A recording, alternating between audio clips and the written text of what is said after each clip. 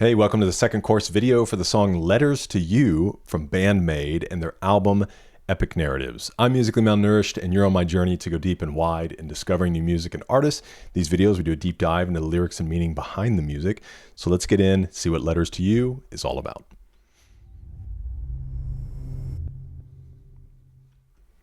Okay, here are our notes summarized from Drive Time.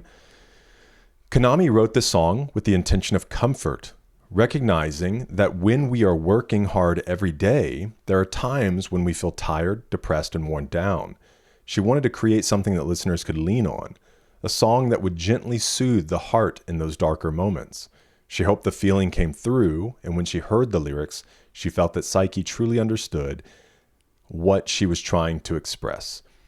Musically, Konami kept things intentionally restrained, choosing to use only a single picking harmonic in the guitar solo, a subtle, deliberate choice she describes as a fine taste, letting emotion speak through simplicity. She explains that slightly melancholic songs tend to linger because they mirror real life. We're all fighting our own battles. Sometimes we get dragged into darkness. The goal wasn't sadness, but compassion. I think that came through. Allowing that shared feeling to spread between people. Miku and Psyche picked up on that balance immediately, sensing both sweetness and sorrow in the demo. They connected the song to the complicated emotions that come with caring deeply for someone, imagining it like writing a letter to someone you long to see, hoping the wind might carry your feelings anywhere and everywhere. Wow, that's pretty. Okay, verse 1. Passing through the streets, the wind blows. This letter with no destination will never arrive. The words I let spill out fade away, fragile. Wow.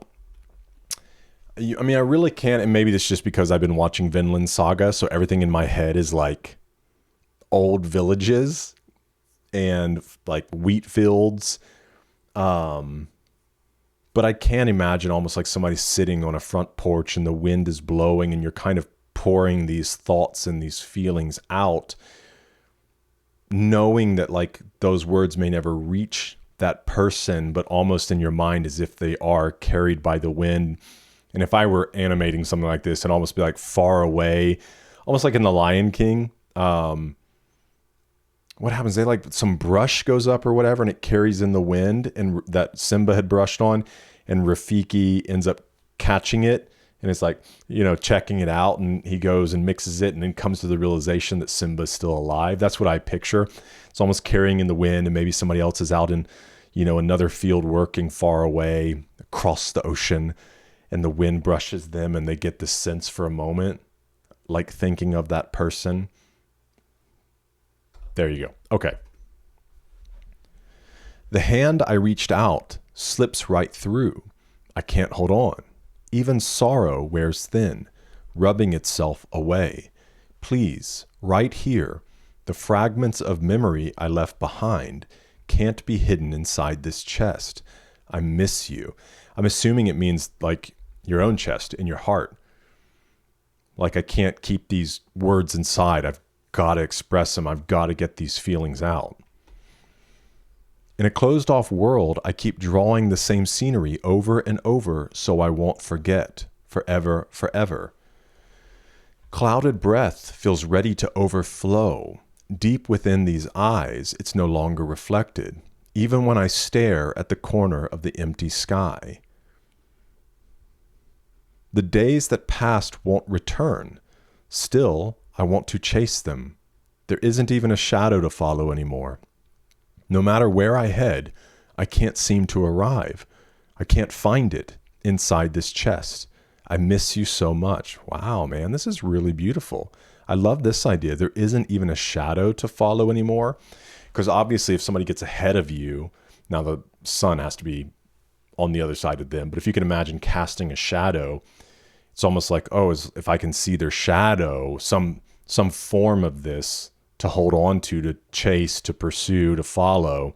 But it's saying there's not even a shadow anymore. Lost, without question, wandering through sealed time. Even so, I'll keep walking so it won't disappear, forever, forever. The bridge I close my eyes, holding these overflowing feelings tight against my chest. I believe that someday we'll meet again. Until that time, in a closed-off world, I keep drawing the same scenery over and over. I won't forget. Wandering endlessly through sealed time, even so, I'll keep walking so it won't disappear forever, forever. I'm assuming maybe these feelings. So I won't forget these feelings that I have towards you. The wind blows through the town. I wrote letters to you. Wow, dude, that's so beautiful. Letters without an address. This isn't about failed communication. It's about continuing to speak even when no reply is possible. Writing becomes remembrance, preservation, proof of feeling. The act matters more than delivery. Yeah, I mean, that's kind of came across in the sense that she was talking about not forgetting. Like, I keep walking this path. I keep doing this thing over because I don't want to lose this.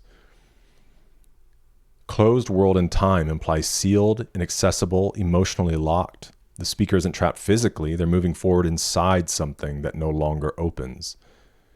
The repeated insistence isn't, I want to remember. It's, I don't want this to disappear. Memory here is fragile, thinning, wearing down, and walking becomes a way to keep it alive. Letters to you is about grief without resolution. There's no confrontation, no victory, no transformation, only wind passing through streets, words that fade as they're spoken, steps taken without arrival, and still writing continues. Where other songs on epic narratives fight, declare, or burn forward, this one endures quietly, not to move on, but to carry something gently so it doesn't vanish. This is probably one of the most beautiful pieces of writing I've seen from them in quite some time. That's not to say the other things haven't been great, but this, it just paints this picture for me so well. Like, I see it in my head, you know, which obviously I already talked about in the beginning. I painted the picture for you that's in my head.